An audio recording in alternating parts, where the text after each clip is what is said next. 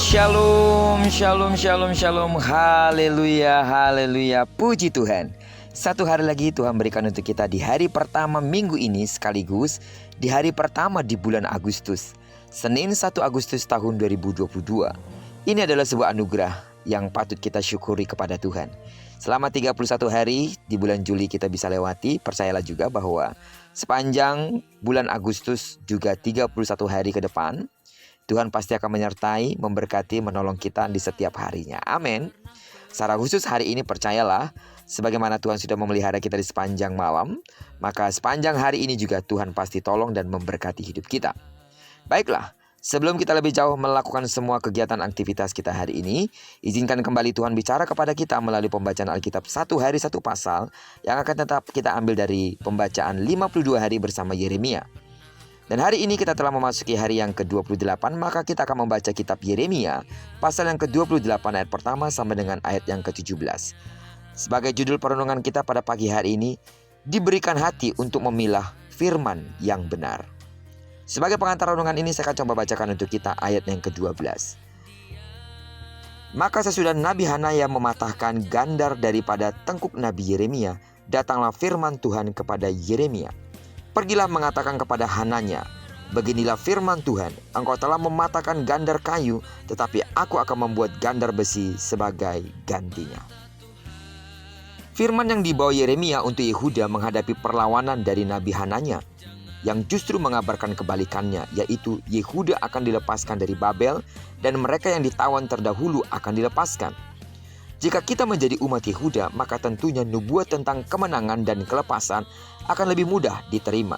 Bagaimanapun dalam situasi sulit, tentunya doa kita kepada Tuhan adalah agar kita dilepaskan dari segala kesulitan kita.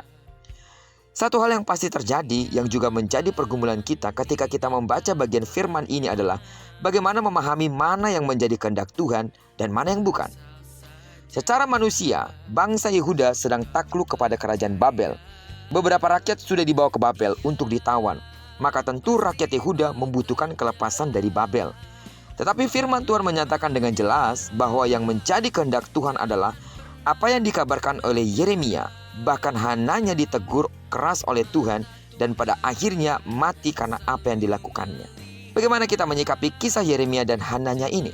Ada beberapa hal yang menjadi perenungan kita pada pagi hari ini agar kita mendapatkan sesuatu dari pembacaan di hari ini. Pertama, kita perlu berhati-hati dengan nabi-nabi palsu yang bertujuan untuk menjauhkan kehidupan kita dari Tuhan. Celakanya, para pengabar palsu ini bahkan bisa berpikir sedang mengabarkan kehendak Tuhan. Tapi belum tentu demikian. Mereka hanya memuaskan telinga para pendengarnya, bukan mengabarkan firman yang menghidupkan. Yang kedua, kehendak Tuhan adalah apa yang Tuhan inginkan dalam hidup kita, cocok atau tidak cocok dengan keinginan kita, enak atau tidak enak dengan telinga kita.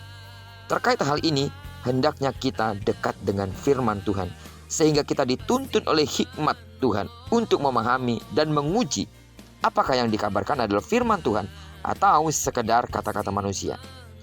Jangan hanya mau mendengarkan firman Tuhan yang rasanya cocok dengan telinga dan selera kita, tetapi kita harus selalu menyediakan diri untuk menjadi hamba yang siap mendengarkan firman Tuhan dan kemudian menaatinya meskipun itu sulit. Jangan pernah menolak firman Tuhan. Mungkin pun keras, percayalah setiap benih firman Tuhan yang datang kepada kita, yang begitu keras untuk menegur kita, mengajari kita, itu semua diberitakan agar kita tahu melakukan apa yang seharusnya kita lakukan dengan benar di hadapan Tuhan. Menerima firman yang hanya enak didengar telinga, semua orang bisa memilih. Tapi menerima firman yang begitu sulit untuk diterima karena menegur kita, menelanjangi kita dari semua perbuatan-perbuatan najis kita. Mungkin itu sulit untuk saat ini. Tapi kalau kita mendengarkan dan melakukannya, sesungguhnya itulah yang kita butuhkan. Agar kita sungguh-sungguh bisa berkenan kepadanya.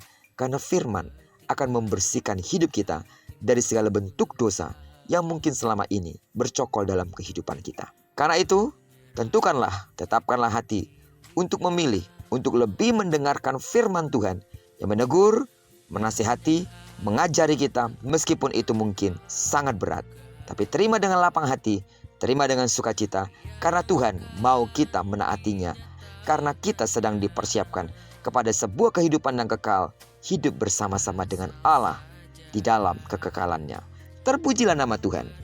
Kiranya perenungan kita pada pagi hari ini mengingatkan kita kembali bahwa kita perlu hati yang lembut dan kita perlu Roh Kudus untuk terus lebih memilih firman yang akan menegur, menasihati, menguatkan, dan mengajari kita agar kita lebih tahu bagaimana caranya menyenangkan hati Tuhan dalam keseharian kita. Diberkatilah kita sepanjang hari ini, digenapi firman yang telah berjanji bahwa apa yang dikerjakan tangan kanan dan tangan kiri kita dibuat dan berhasil selama kita hidup di dalam kebenarannya. Kemanapun kaki kanan dan kaki kiri kita melangkah, di sana pasti kemuliaan Tuhan akan dinyatakan, terlebih karena kita telah menyerahkan diri kita sepenuhnya ke dalam tangan pimpinan Tuhan. Dan tidak jemu-jemunya aku terus berdoa untuk seluruh sidang jemaat Tuhan, kiranya kasih karunia daripada Allah Bapa memenuhi hidupmu di sepanjang hari ini.